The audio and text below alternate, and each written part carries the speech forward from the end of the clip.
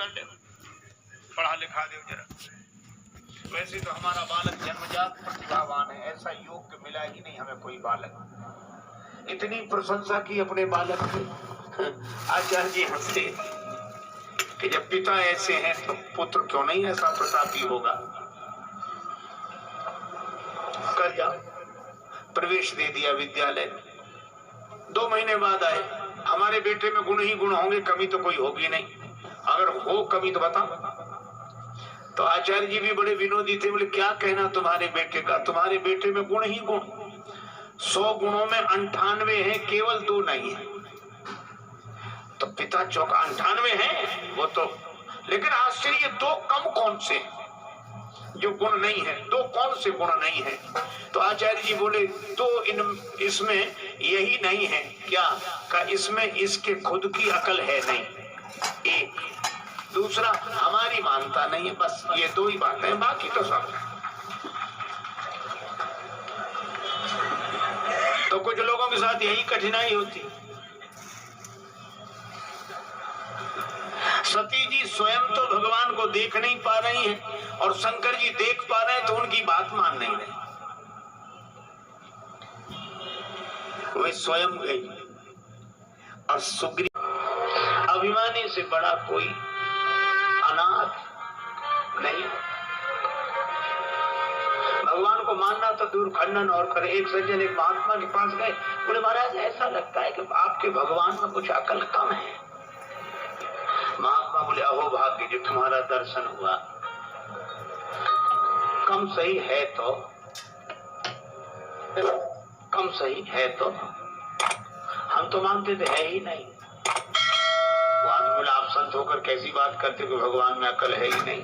महात्मा हंसकर बोले कि उनमें थोड़ी बहुत भी अकल होती तो तुम जैसे कम अकल पैदा ही काहे को करता है जो आज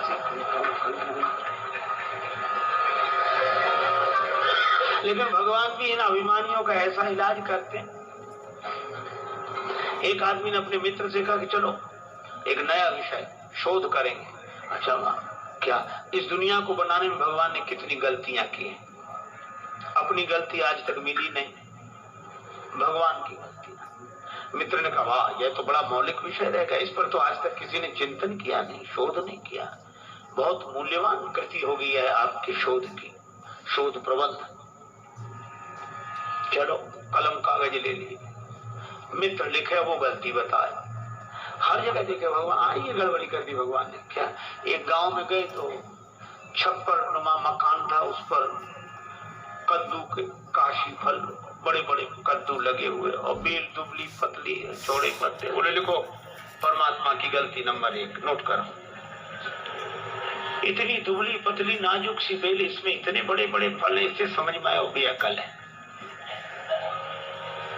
छोटे छोटे फल लगाने थे, बेल कितना सहन कर सकती, इतना बड़ा फल लगाइए। मित्र ने कहा वाह कमाल कर दिया, क्या सोच है, नोट कर लिया। कुछ दिन बाद फिर घूमते हुए निकले से एक बगीचे में पड़े थे आम के पेड़, आराम करने, ऐसे सो गए। ऊपर देखा कच्चे हरे रंग के आम लगे थे। अरे बोले देखो परमात्मा की गलती नंबर 2, इतना बड़ा विशाल वृक्ष और उसमें इतने छोटे छोटे फल हैं, इससे समझ में आया को बेअकल है। देखो मित्र का वाह यह भी बिल्कुल बिल्कुल, बोले कद्दू जैसे फल लगाता है इसमें, छोटे छोटे फल उसमें लगाता। मित्र नोट, अब देख रहे थे ऐसे, भगवान ने भी सोचा कि इसको जरा समझाते हैं। तब तक ऐसी हवा का झोंका आया, एक आम का फल टूट कर गिरा तो उसकी नाक पे, नाक जैसा नाजुक अंग, और आम का कच्चा फल पत्थर जैसा कठोर। और आज के जमाने का आदमी, उससे आम की चोट बर्दाश्त नहीं होती तो खास चोट क्या बर्दाश्त हो सके। इतने में ही तो मूर्छित हो गया वो, गिरा आम। अब मित्र का कलम कागज छूट गया, पंखा हवा करने लगा। बोले डॉक्टर को बुलाएं, वैद्य को बुलाएं, हाकिम को बुलाएं कि हवा करते रहें कि पानी पिलाएं। वो आदमी बोला कुछ मत करो, पहले दोनों गलतियां काट दो, एक भी नहीं है।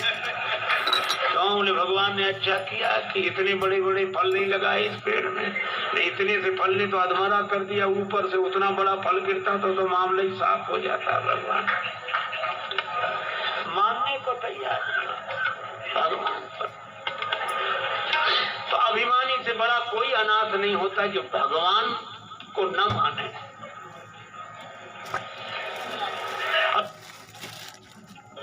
एक आदमी गया भगवान के मंदिर में मान्यता मानने, हे प्रभु मुझे 50,000 का फायदा हो तो 5 रुपए का प्रसाद चढ़ाऊंगा। ले पहले ही चढ़ा दे।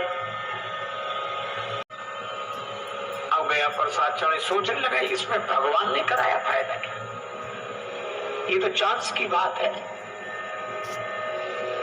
फिर सोचा अगर भगवान ने कराया होगा तो फायदा होगा नहीं, चलो चढ़ा दे। लेकिन अब गया, सोचा कितना चढ़ाऊं, 5 के हिसाब से आए तो बहुत हुई है। तो उसने रेखा खींची है और बोला हे भगवान मैं पूरे के पूरे पैसे तुम्हारे चरणों में फेंक रहा हूं। हमारे पर फेंकना तो अपने ही हाथ में था। ऐसी चतुराई से फेंके 2-4 सिक्के उधर बाकी इधर। हाथ जोड़ के बोला भगवान बड़ी कृपालु हो, थोड़े से लिए आपने, बाकी सब बटोर कर चलने लगा। उसके पीछे उससे भी ज्यादा होशियार आदमी खड़ा था। वो कहने लगा हे भगवान ये रेखा खींचकर हम अपने और आपके बीच में भेद पैदा नहीं करेंगे, जो आपका सो हमारा। लेकिन एक बात सुनो, क्या उसने रेखा मिटा दी। हे भगवान आप ऊपर रहते हैं, हे ऊपर वाले ये पूरे के पूरे पैसे ऊपर तुम्हारे नाम पर चढ़ाते हैं, जो ऊपर रह जाए तो तुम्हारे, जो नीचे गिरे तो हमारे। अब बोलो ऊपर तो रहने वाले हैं नहीं। भगवान को दिमाग से नहीं दिल से मानो और यही कहो कि प्रभु आपने बहुत दिया, इतना दिया।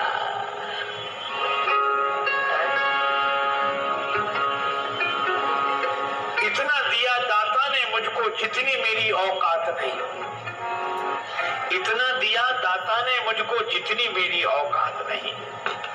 ये तो तेरा कर्म है दाता, मुझ में ऐसी बात नहीं। और घर छोड़ने की बातें सुनकर हम लोग इतने तैयार हो गए हैं कि भगवान से जुड़ने की बात हमें याद नहीं रहती। मन को भगवान से जोड़ने की तो बात हम सोचते ही नहीं, हम तो घर ही छोड़ने की बात सोचते हैं। हमारा जोर छोड़ने पे है। अच्छा जो छोड़ते हैं वे भी भैया ऐसे अद्भुत। एक सज्जन हमें मिले, वो जिसने घर छोड़ा गए ही नहीं। मैंने उनसे निवेदन किया, हमने कहा महाराज औरों के घरों में जाते हो कि नहीं? बोले जो बुलाता है सो जाते हैं। हमने कहा जब औरों के घरों में जाते ही हो तो उसी एक घर ने क्या बिगाड़ा था, जो क्या बिगाड़ा था उसने?